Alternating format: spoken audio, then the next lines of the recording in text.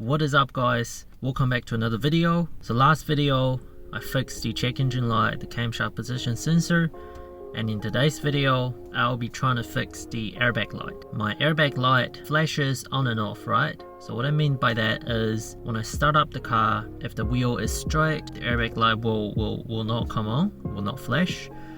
And then sometimes when I turn the wheel, the airbag lights start flashing.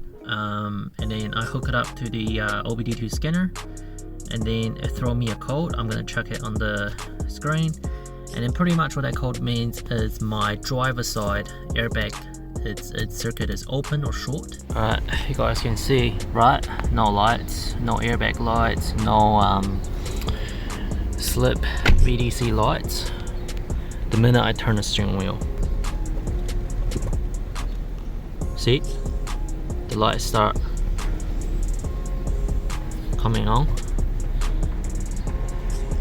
and then if I turn the steering wheel to the right, see, slip and VDC.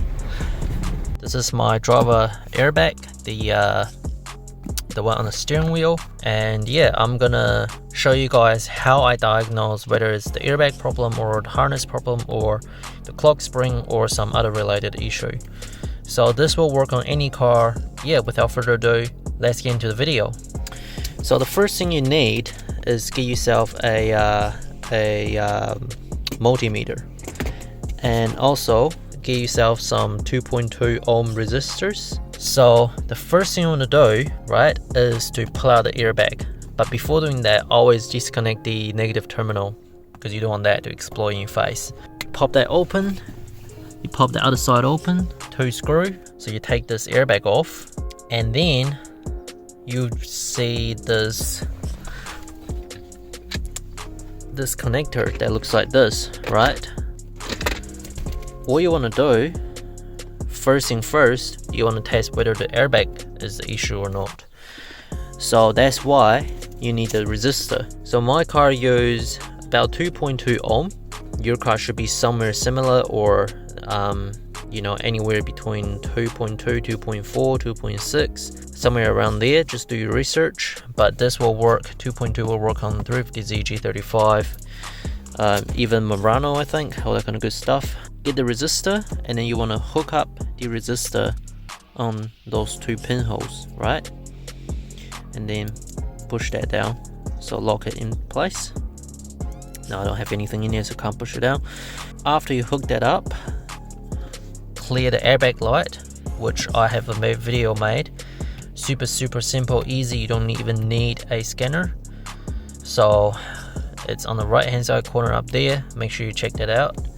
So do that, clear the airbag light, and then if the airbag light went away, that indicates your actual airbag is the issue, is the problem. So you need to replace that. If the airbag is still flashing, which in my case is still flashing, so it's not the airbag problem.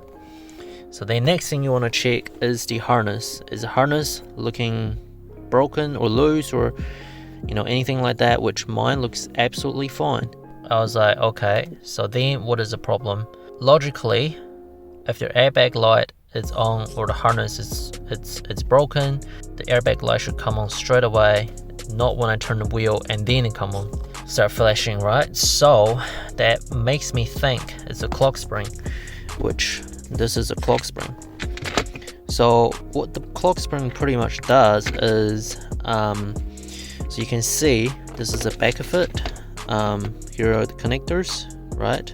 While your wheel is turning, if you don't have the clock spring, all the wire will get messed up, tangled up, and then eventually will break very fast. That's why all the new cars have a clock spring, which allows you to have all these buttons and functions and everything, and horn and airbag to connect to your steering wheel from the back to the steering wheel. So pretty much there is a tape inside of this. So while you're turning, the tape, one side will be rolling, another side will be taking the extra tape. So you ensure you have stable, steady connections. So What happened to mine is my clock spring is fucked. The tape inside, or probably the connection inside, it's not very well. So say when the steering wheel is straight like this, there are connection. Say while you're moving it, you move it to here, and then the connection is not there anymore. So then it throws the code. But how do you know if you got a broken clock spring? Here I'm going to show you how to test the clock spring by using a multimeter. Alright, I'm not going to bother showing you how to take the clock spring off. If you Google how to remove a clock spring, there are plenty of videos on the internet. It's pretty easy. 2 bolts, clip here, push that down, after you remove the steering wheel, some connectors down there, and there. Let's straight move on to how to test your clock spring. So first thing first, you want to test the continuity, right? There are some videos on the internet shows how to test the clock spring, but you test different ways. I like to test it my way, which I think is the easiest. So what you need to do is you need to know from the back which 2 pin is for the airbag. So when I took mine off, that one was a gray connector, that one was a yellow connector, so I knew the yellow connector is for the airbag. I had a look at the connector. There were only these 2 pins, right? The bottom one and the top one were used. On the right hand side, those 2, the middle one and the right hand side one, they weren't used. So I know, right, so the bottom one and the top one will be connected to this yellow connector. So then what you want to do is you want to have a wire or whatever metal bits connecting from the bottom one and the top one, join them together. So what that creates is from this side going all the way around the clock spring to that pin, because those 2 pins are connected, through that pin, coming back to the clock spring, through this wire, coming out from this pin right here. So after that, this is a completely closed circuit. What you want to do is you want to test the continuity, which is this. And what that means is, say here are my 2 wires. If they touch, that means it's shorted. You want to hear that continuously beeping, because that means all the wire in the clock spring is still connected. So let me quickly show you guys. Alright, so you can see I use a bit of soldering stuff, and then I connected those 2 pins together. So that means the whole clock spring should be a one closed loop. So on this side, I just shove the positive and negative into that pinhole, right? And if you have a good clock spring, it should beep, right? So it should be beeping, but mine is not. If your one is beeping, that means at this position, the clock spring, all the wires are connected. There are no are closed loop. There are no broken off bits, or there's no the disconnection between each other, right? So as I'm turning the clock spring,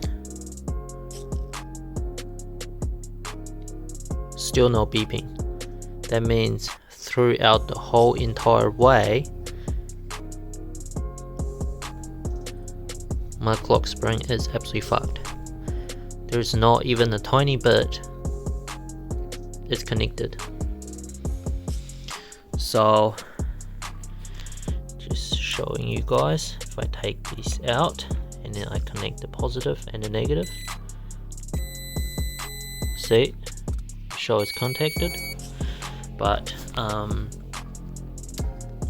the clock spring is showing resistance, which means there are broken bits inside of this rolling tape like wiring, right inside. So pretty much that is how you know if you have a good clock spring or a bad clock spring. But yeah, always make sure while you're testing it, spin the clock spring all the way around, right? All the way around. Otherwise you might have, say, good connection all the way till the really end bits, and then say you have good connection to here to here until right there you have a bad connection. But you don't know unless you spin the clock spring all the way around. So pretty much that is how you find out if you have a good clock spring or a bad clock spring. Which in my case, my clock spring is bad because the car was in a crash, so that must have strained the clock spring, while the steering wheel probably turned too much and then snapped the wire inside. So yeah, pretty much that is how you diagnose your clock spring. So after I replaced mine, my airbag light went away. So yeah, I hope this video helped you guys out. If you guys have more questions, leave it down in the comment section, and yeah, I'll see you guys in the next video.